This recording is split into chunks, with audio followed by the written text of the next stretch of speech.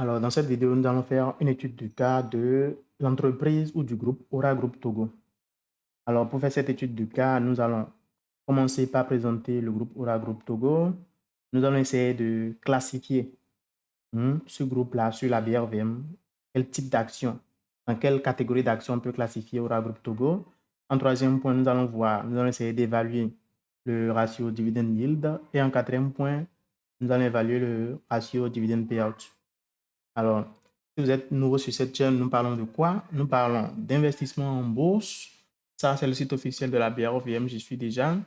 Et vous pouvez voir que la capitalisation du marché des actions sur cette bourse-là, elle est de 6 143 milliards de francs CFA. Autrement dit, 6 trillions de francs CFA. Ce n'est pas du tout négligeable. Avec un total de 46 entreprises cotées.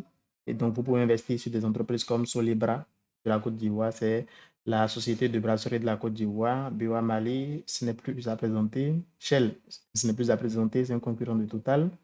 Total Énergie. Petit, ça c'est le groupe Ecobank et le groupe bancaire Ecobank, c'est un groupe panafricain. Nestlé, donc de grands groupes, enfin de grosses entreprises comme ça. Donc ce que nous allons faire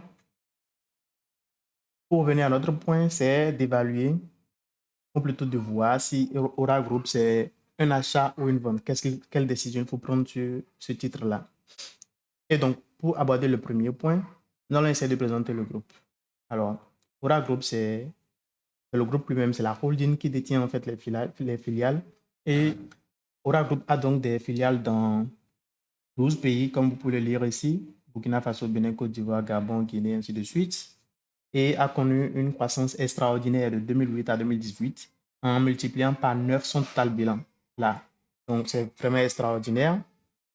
Et donc, les actionnaires majoritaires, enfin, les actionnaires les plus importants d'Aura Group, c'est le fonds ECP, Emerging Capital Partners. Alors, c'est un fonds d'investissement très célèbre si vous ne le connaissez pas. Je vous conseille de le googler. C'est un fonds d'investissement très célèbre qui détient donc la majorité des parts. Donc, qui a une position majoritaire, 50,01%. Donc, ils ont droit de vie et de mort sur le groupe. Ok, donc déjà, ça en dit long, si ce groupe-là, enfin, ce fonds d'investissement décide d'avoir une position majoritaire dans ce groupe, de pouvoir tout décider. Donc, pour revenir à la valorisation de la société, c'est 281 milliards de francs CFA sur la BROVM. Donc, c'est un grand groupe. Donc, voilà en ce qui concerne la présentation du groupe Aura Group. Du groupe Aura Group. OK. En deuxième point, nous allons essayer de déterminer dans quel type d'action on peut classer Aura Group. ORGT, c'est ça son symbole sur la BRVM. Alors, et donc, nous allons nous baser sur ce tableau graphique et nous allons, si vous ne connaissez pas les types d'actions, il y en a 6 suivant la classification de Peter Lynch. Nous avons fait des vidéos précédentes où nous avons essayé de classifier, de décrire à quoi correspond chaque type d'action. Je vous conseille vivement d'aller voir cette vidéo. Ça s'appelle 6 types d'actions sur la BRVM. OK, donc vous pouvez voir ici que le résultat net de l'entreprise en 2017 là, je suis sur le résultat net, était de 21 972 millions de francs CFA. Parce que le tableau est en millions, donc ça fait 22 milliards de francs CFA environ. Et qu'en 2021, 5 ans plus tard, il est de 19,8 milliards de francs CFA. Donc le résultat a même décru légèrement sur 5 ans. Donc alors, de toute évidence, ce n'est pas un fast growers. Et nous allons donc classer ça dans la catégorie des slow growers.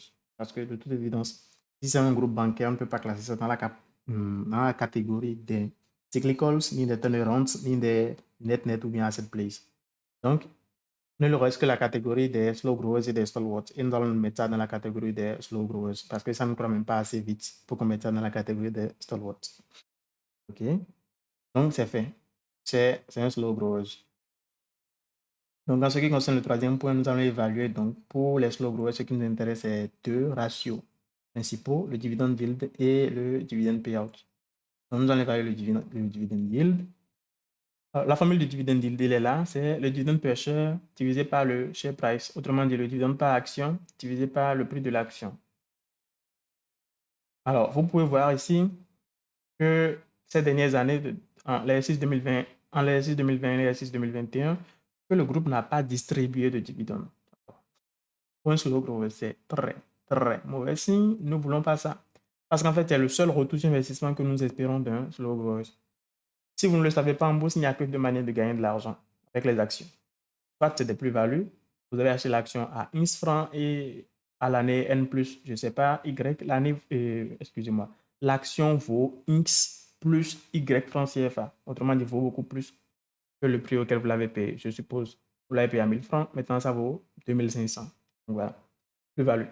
Le second moyen de gagner de l'argent, c'est les dividendes. Même si le prix de l'action n'a pas cru, c'est possible que l'entreprise en temps, pendant les années que vous avez détenu l'action, quand vous avez payé des dividendes. Et donc, même si au bout de 5 ans, le prix de l'action est toujours à 1000 francs, mais entre-temps, vous avez reçu des dividendes chaque année. Et donc, ça constitue votre retour sur investissement. Maintenant, il y a une catégorie d'actions où vous avez les deux. C'est un compromis, quoi. Vous avez les plus-values et vous avez les dividendes. Les slow growers, ce que nous espérons, ce n'est pas les plus-values, c'est les dividendes. Alors, la formule du dividend yield, c'est le dividende per share divisé par le share price. Le prix la valeur du dividende qu'il paye divisé par le prix de l'action. Alors, le prix de l'action Aura Group, c'est de combien? Je vais aller là, cours, pour voir le prix de l'action. Et donc, c'est de 4000. Vous pouvez lire ça là, 4060 francs CFA. Une action. Donc, je vais revenir ici pour évaluer maintenant le dividend yield. Alors, sur les 2 dernières années, c'est de 0. Si je fais 0 divisé par le prix de l'action, c'est 0. Donc, le dividend yield sur les 2 dernières années, déjà, c'est de 0. Alors, premier point rouge, c'est très, très critique. Point slow growers. Les slow growers, le seul moyen de gagner de l'argent dessus, c'est quoi? C'est avec les dividendes. Et voilà qu'avec les 2 dernières années, déjà, le dividend yield, il est de 0. C'est un retour sur investissement de 0 sur les 2 dernières années. Premier point rouge. Alors, nous allons passer maintenant à l'évaluation du deuxième ratio, le dividend payout. Le dividend payout, c'est quoi? C'est quoi sa formule? C'est là. C'est le dividend per share divisé par le net income per share. Ça veut dire le dividende par action divisé par le bénéfice par action. Donc, je reviens dans mon tableau. Sur les 2 dernières années, le dividende par action, c'est de 0, divisé par donc le bénéfice net par action, c'est de respectivement 136 milliards et 285 milliards. Donc, ça fait 0 pour l'année 2020. Ça fait 0 divisé par 136, ça fait 0. Le dividend payout en 2020, c'était de 0. Et en 2021, le dividend payout est de 0 divisé par 285, c'est encore de 0.